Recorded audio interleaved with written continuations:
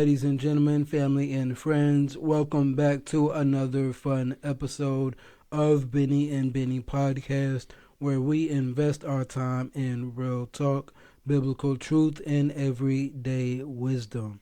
On today's episode, the topic of the day is fatherhood. I am your host, Bennie Williams Jr. This here is my co-host, my father, Bennie Williams Sr.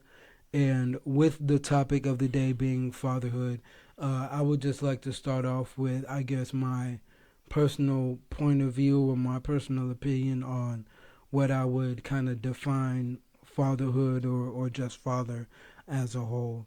And from my perspective, what I would give my opinion to what I would say a father is just the the person that is a protector, a provider, not so much of just himself or his wife, but more so himself, his wife, and the children. I think the children aspect is a major part of what kind of plays the driving role or makes the biggest difference as far as um, what it requires to be a father or to play any role at all in fatherhood, and for that man to be able to be the kind of the home base or the sanctuary for the children and the family to be able to go to for those things that I named, the protecting, the providing, the nurturing, all those kind of masculine things that we associate with being a father, being consistent in being able to provide those things and being able to show those things, and your children knowing that you're a safe space for them to come for those particular things. Yeah, so for me, there at the very beginning, having even before our first child was born, there were certain things that I knew I needed to be able to provide, and they come down to five things, and that is protection, provisions, training, leading by example, and love. Now, from my viewpoint as becoming a new father, I didn't know how to do all of those things, and so, but I knew what I had, that foundation. I knew what I needed to do. Whether I knew how to do it or not was a totally different thing, and so it was like OJT, which is on the job training. I learned as I went along, because I had no example to go by, and I was raised by a single mother without a father. Most of my friends didn't have fathers, so I didn't have someone that I could look back on and say, okay, this is the father, and I want to be like that. I didn't have that, and so no, and I never wanted to use that as an excuse, but I was eager to learn because I wanted to give the best that I could for the child and for my wife as well. Uh, but when you learn from that vantage point, it's a tough road to travel. Uh, but so that being said, those are the basic five things that I think builds that foundation of fatherhood, and you can build upon those things as you move forward. Yeah, most definitely. I would definitely agree on that. You kind of narrowing it down to five things, and those particular five things, I think those are very, very strong characteristics to have as a father, and I definitely can see why you would bring those five to the forefront. So with that being said, with fatherhood being the topic and the word father being at play, I think, again, from my perspective, I think there's a drastic difference as far as a father and a man, or fatherhood and manhood. I think there's a very big difference there between the two. There's a lot that you can kind of compare and contrast. Like I said before, I think the children plays the biggest role as far as the difference between the two.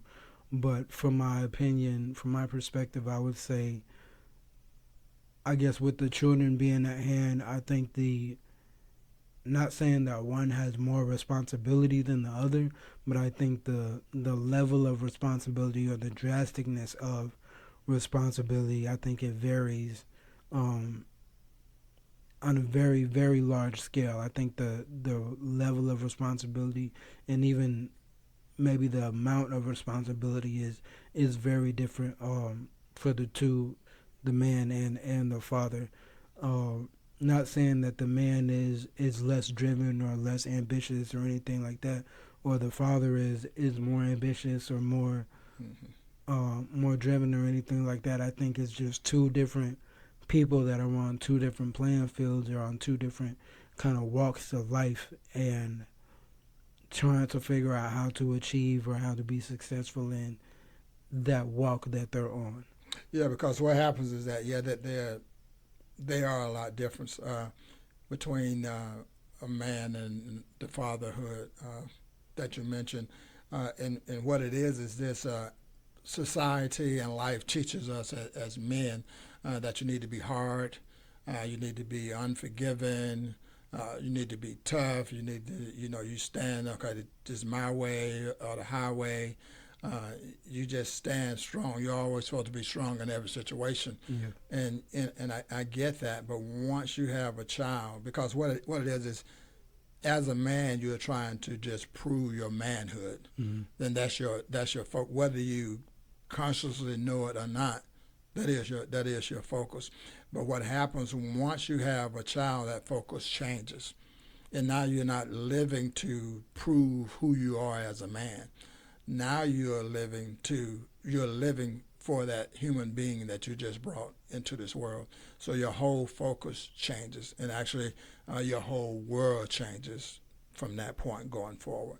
Yeah, for sure. I can definitely see children playing a large role as far as your focus changing and again you bringing that perspective of being a man, kind of not so much in a selfish way, but it kind of all being about you and you're trying to prove yourself as of being a man or being this strong individual person.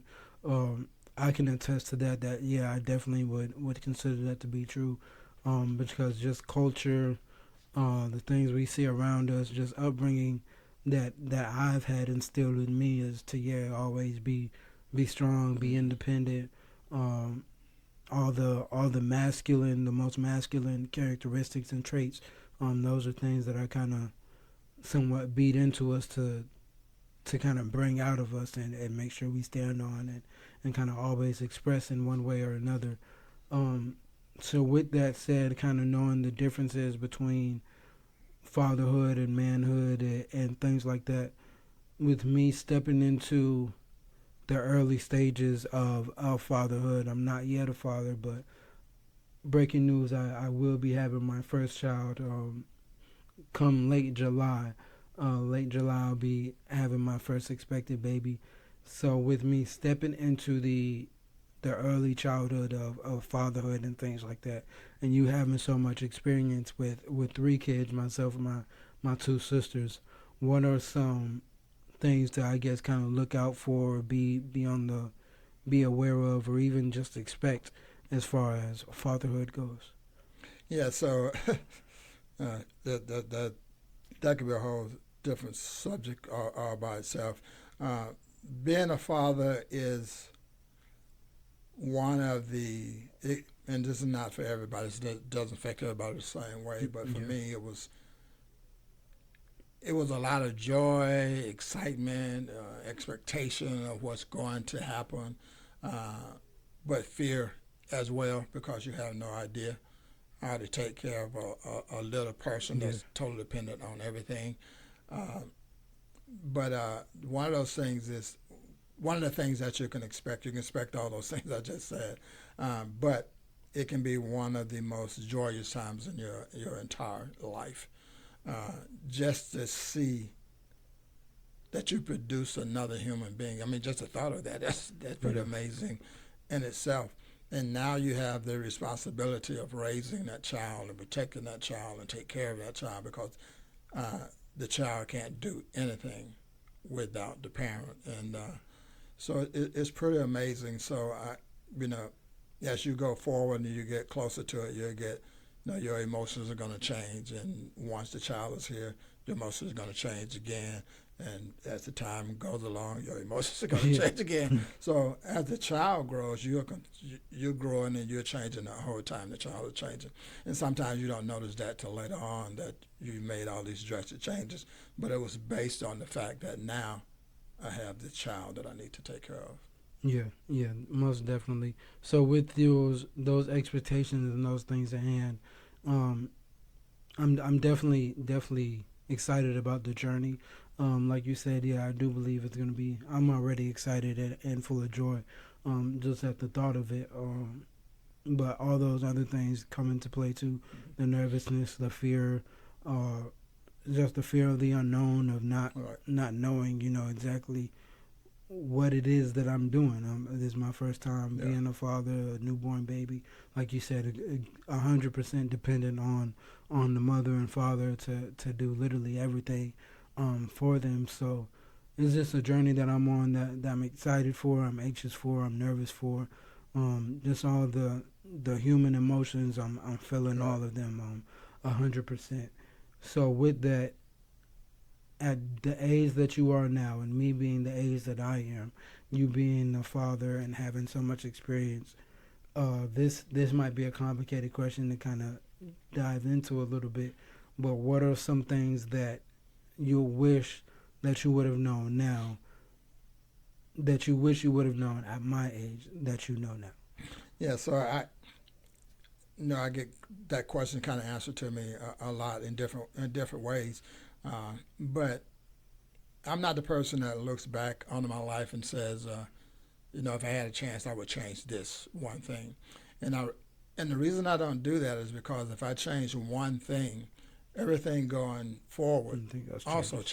changes. Yeah, And so if I did that, me and you wouldn't be sitting here talking. yeah, So you have to look. I look at it from that vantage point. But I think to answer your question, one of the things that you have to do, and there's two things that I look back on that I wish I would have done. I did, but I wish I'd have done better at. And those things, two things, is being present and just listening.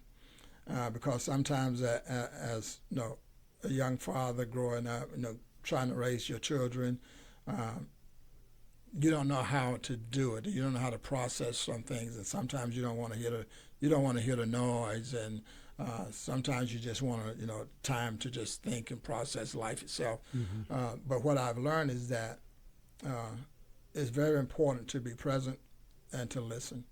And my grandchildren, the twins, they have reminded me of that. They constantly remind me of that because you know I love them to death, but they talk more than any human being. I don't know. They just talk, talk, talk, talk, talk, and Yeah. and but I listen. When they're there, sometimes I can be inside. I go out on the deck and whatever, they will come out on the deck and Mm-hmm. sit down next to you, and they just start talking. And I treasure those moments just to be there because I'm being present Mm-hmm. and I'm listening. And most of the time, they don't need me to say anything. They just need me to listen to what they're saying. And matter of fact, a lot of the times I can't say anything because I have no idea what they're talking about. I'm just listening, and Yeah. sometimes they leave, and I'm trying to process what was that? What was that conversation all about? Yeah. And I don't know, but not only will you will value those moments in time Mm-hmm. that you spent just listening and being present. And not only will you value that, the child will value that too, because the child will look back on that and will remember that, hey, my dad was always there, and he always listened to what I had to say. So those are two valuable things that I think every father should implement in the lives of their children. Yeah, most certainly. I think being able, like you say, being able to be present, is one major thing in that is extremely important. Of being a father, we have the stereotype of fathers not being in the homes and things Mm-hmm. like that. So we know just off that alone that being present is a major characteristic or a major thing that's extremely important for the father and for the children as well. But being able be a good listener. That's also another great characteristic to have, because a lot of times the biggest helping hand is just a listening ear. Mm-hmm. So being able to, like I was saying earlier, have somebody that's a father that you know is that home base that you're confident in, as that home base that you can go to listen to you, or to protect you, or to provide, or any of those five things that you named: the love, the provision, any of those things. Being able to have that is extremely important as Right. far as being a father. Um, so, and with that being said, so what are some, with you being a father at my age, what would you say are some examples, or maybe some differences between the two? Yeah, so it's a huge difference, but it happens in every generation. You know, when I was growing up, uh, my mom raised me a certain way. Then when I, raising you guys, that's a different way. And one of those things that are different is that, when I was growing up and your mom said, and your mom told you to do something, you would go like, you had one chance to ask one question, and that was it. You knew that once you answered that question, that was it. Yeah. You weren't saying nothing else. You was going to do what she says. And that question was, why do I need to do this? And she would say, because I said so. Yeah. Yeah. That's always the answer. Yeah. And then you go and do what you're supposed to do. There was no debate on that. But no, I see it now sometimes with parents trying to discipline their children, and they want to debate. Yeah. No, there's no such thing as a debate. So that has changed, and then you have social media now. Yeah. Raising you guys, there was no internet, there was no cell phones. Computer was like at the, you guys gotten a lot older and then started having personal computers and stuff like that. But that you didn't have those distractions in life like you do now. So for you, it's going to be a lot different, because you're living at the AI age. You live in a time where everything is on television for YouTube and all this other stuff going on with social media. Kids staying in the house all day playing video games. When I grew up, we played outside. We couldn't wait to go outside. When you grew out, you and your sisters grew up. You guys spent a lot of time outside playing with friends in the neighborhood and things like that. So that's a vast difference. And so with you, you're going to have to learn how to navigate through the noise that the kids are going to know that your child is going to face, and you still have to, with all of those things that are going on, you still want to be the major influence in your child's life, and there are challenges with that based on the life that people are living right now. Yeah, most definitely. I can definitely agree with that. One thing that I can see, I guess, kind of changing is, because we spoke on it earlier, the differences about being a man and being a father, and just some of the particulars and things like that. Being a man is kind of more so you're thinking about yourself and things like that. Stepping into early fatherhood, me shortly stepping into early fatherhood, I can see, obviously there's a lot of time and effort that goes into caring and taking care of the baby. Correct. And things like that. I can definitely see a shift that will take place as far as how I go about caring for more than myself, more than my fiance and things like that. What else outside of, I guess, like the common sense things? What else? Like the baby's gonna have a particular sleep schedule, maybe no certain schedule at all, probably no certain schedule at all. But what are some things with adding a baby or adding kids to the schedule? What are some things that are kind of gonna change? Everything's changed. Yeah. Yeah. Everything changes. Nothing remains the same once that child comes on the scene, because now you have this little human being Yeah. that changes your whole world. Now, but there's going to be some life changes that you didn't even thought of yet. Like you mentioned, the baby doesn't have a schedule. Yeah. So now before the baby, you can control things that are happening at certain times. Once the baby comes, the baby is in charge of that. Nobody tells you that like that, but that's actually what's happening. Yeah. So, no, you may go to bed at 10 o'clock, but that don't mean the baby's going to bed at 10 o'clock. You know, you can go to bed, you can put the baby to bed. 2 hours later, the baby wakes up. Now someone got to change the diaper for the baby. You do that. No, an hour and a half, 2 hours later, the baby starts crying again. Now you got to get the baby wants to eat. So the baby controls their own schedule. Yeah. And then the baby wakes up again. It's almost time for you to get up. And now you don't know what's wrong with the baby. It won't take a bottle. It doesn't need change. You're like, what's wrong? You can't say anything. And so you have no idea. And so your life, from that point on, a lot of it has to do with what the baby is doing, not what you're doing. And so you have to adjust to that. So like I say, it's some happy moments in there, but it's some tough moments in there. You're like, my God, I never expected this, and things like that. And some of it can be overwhelming. I think one of the great things about it is that all of us live close proximity of each other. Your parents and your sisters and everybody, and so we have a great support system. So you don't have to go through that all with me and your mom. We had to deal with that all by ourselves. You guys don't have that. You got a great support system, and you got people to kind of help navigate through those moments, because there are going to be moments when you don't have a clue what you need to do. But it's a learning experience, and the great part about it, like I said, you have a support system, and you can gradually navigate through it to find out what's best for you, because there are no set rules. To raise a child, to be a responsible adult, you do A, B, C, and D. There's no such thing. You have to change. Everything changes every time a child comes into your life, because you can't raise them all the same, because they don't all have the same needs. Yeah, most definitely. So with me being the kind of the last to step into this position, as far as my sisters and things are concerned, I'm definitely excited for the journey. That support system is definitely there. It's definitely a blessing, and something I have kind of working for me in my benefit, so to speak. So these, as nerve-wracking as it is, as kind of exciting and joyful and fearful as all of it might be, kind of all those things mixed in one. I'm definitely thankful for the support system. I'm thankful for the experience that everyone before me already has, and it's something that I just look forward to.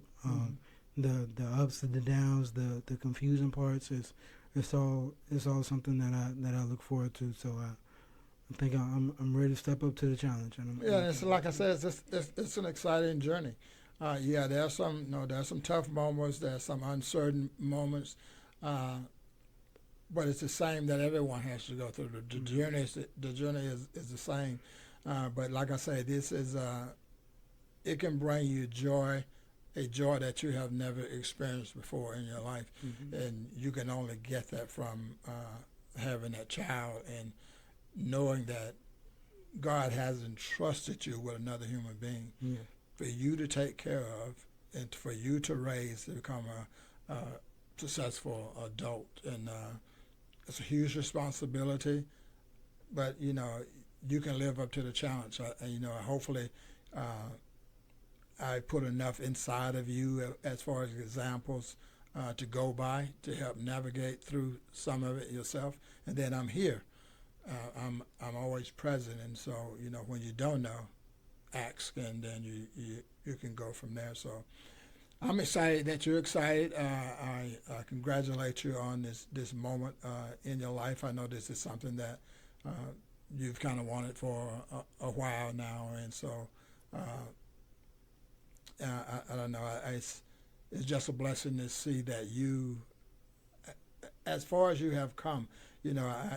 We've seen all the health challenges and all those things throughout the years, and for you to be well now, and at this point in your life and one of the things I admire about you is that you don't let the obstacles that happen in life stop you from pursuing your dream. And so I know this has been part of that dream, and so I'm excited about the next chapter of your life and seeing how that unfolds. And how we play a role in that process.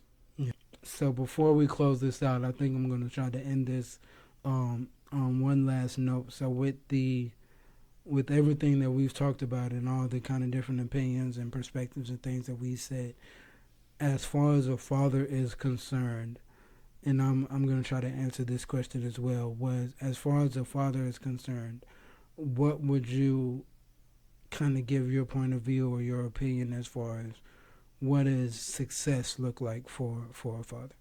Okay, for me, the success is being able to see a reflection of yourself in the life of your children. Uh, there have been moments, you know, since you guys have been grown and you've done things that your mom and I didn't teach you to do. It's and I often reflect it. Even I was doing a few days ago. I was reflecting on, I didn't have a father in the home. It was just my mother raising us. But just looking back on the things that she did. Now she was a great mother, but she wasn't a father. Mm-hmm. So that's totally different. So I can't, you know, the way mothers do things, the way mothers are nourishing and nurturing a lot more than the father is, and so the father and the mother take two separate roles. But when I see the life that you guys are living, and I see the choices that you make in life, what makes me feel like I have been successful at raising you as a father is the choices you make along that way. And so when I see you doing those things that I have taught you to do, and it makes me proud because now I can say, okay, maybe I did a good job. Now there's some disappointment moments that comes too, and it will come for you as well because you will see your child do something that you didn't teach. They never saw an example of in the home. For me, growing up with my mother, no, there was no drinking in the home. There was no drinking. There was no smoking. There was no profanity. None of those things. And so, and I have lived my life like that. So, as an example of how I want my children to live their life. And so, when I look at them, you and your sisters now, it makes me. I'm proud to see that. Okay, they were listening. They did understand what I was trying to say because at the moment, a lot of times the child doesn't get that. The child thinks you're being too hard on them, or you're not letting them live their life and all those things, and so and you're trying to convince the child that I'm on your side. I'm just giving you this information, or I'm leading you in this way to protect you from making the mistakes that I myself has made along this life journey. So, all in all, the success is just a reflection of myself and the life of my children. For sure, for sure. For me personally, I would say with the upbringing that I've had, with the things that I've experienced as a child, and then as growing up into a young adult, and then an adult as well, seeing the upbringing that you've instilled in my sisters, again, instilled in myself, I would say that my personal opinion or my personal perspective as far as a successful father, I would say that you are that, for me, that image or that definition of a successful father. Because like you said, the mirror aspect, I can't speak for you, but I would hope that within myself and my sisters as well, that there's at least bits and pieces of us that you see reflecting you and the things that you've taught us, the things that you've instilled in us. But you've always, since I was born, have been that consistent, strong male figure of somebody that I can look up to as a role model or as a strong, supporting, and loving father. From all five of those things that you named, those characteristics and traits that you named, to even more that we haven't dove into at all. The being present, the listening, Not saying that anybody is perfect. We're all human beings. But for you to have no example at all as far as fatherhood and things like that, I think you have been an exceptional father, and I think are an exceptional figure of what a successful father, not only a successful man, but a successful father looks like. So I commend you on being able to be that, and me being at the age that I am now, and confidently say that I 100% see you as that figure of being a successful father. Yeah, and I appreciate you saying that. A lot of times in life, which is very sad, is that we don't take the time to say what you just said. Yeah.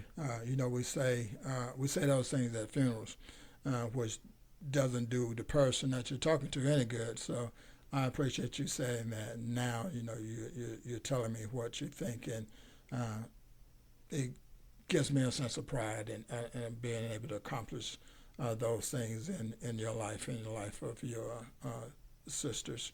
The one thing about being a father is that once you become a father, you're always a father. You're 33 years old, but you're still my child. It doesn't matter. Your sisters are in their 40s, but they're still my children. And so, and I'm still their father. And, even now, when something break down at the house, they call me, Dad, I need you to come over and do this. And various things they still depend heavily on me to do, and it brings me joy to be able to do it, and just to be able to do it, and them to have the confidence that, hey, I'll call my dad. He'll come and fix this. Yeah. And I'm glad that I didn't teach you guys to do some of the things that I've seen growing up. For instance, a lot of times you heard, do as I say, not as I do. And so the parent is telling the child to live one way, but what the child sees the parent doing is something totally different. And I never wanted to be that type of father. So what I said do, I'm not just telling you to do it because that's the right thing for you to do. I'm saying not only that, but look at the life that I'm living. I'm doing what I tell you to do. And I wanted to do it that way because I wanted you guys to know that you could do anything, and that you could be successful. And hopefully there was a seed planted in you from my life where you can see the progress of success, and know when you get in certain situations, you can look and say, man, I remember Dad doing this, and he did, and this is what he did to get out of, it brings me a lot of joy that I was able to put that in the life of someone else, so that they could be successful in where they are. So I'm proud of all my children and where you are in your life, and how you strive to be successful on different levels and live your dream, because it's not only important to you, but it'll be important to your children and your children's children. So having you guys as my children, I never dreamed, and I don't know why I didn't, but I never thought I would have grandchildren. Yeah. And so now I'm not just the dad, I'm the grandfather, I'm the granddad too. And so those things that I had to try to instill in you guys when I'm with them, I try to do the very same thing, especially being present, because it creates memories in their lives, and it helps them to navigate through this journey we call life. And I have been very fortunate. I'm very grateful of the moments of time that I get to spend with my children and my grandchildren. For sure, 100%, 100%. I definitely respect it. So again, family and friends, audience, we appreciate you guys for checking back in with us for another episode of Bennie and Bennie Podcast. All the fathers, the grandfathers, the new fathers, the upcoming fathers like me that are about to walk into their journey of becoming new fathers. We hope that you like, comment, subscribe, leave any comments that kind of resonate with you for this particular video. We hope you're able to get a little something at least a little something from this video as far as fatherhood, manhood, kind of understanding the differences between the two and whatnot. But as always, we appreciate you guys for checking back in with us to another episode. This was Bennie and Bennie Podcast, real talk, biblical truth, and everyday wisdom. We'll see y'all next week.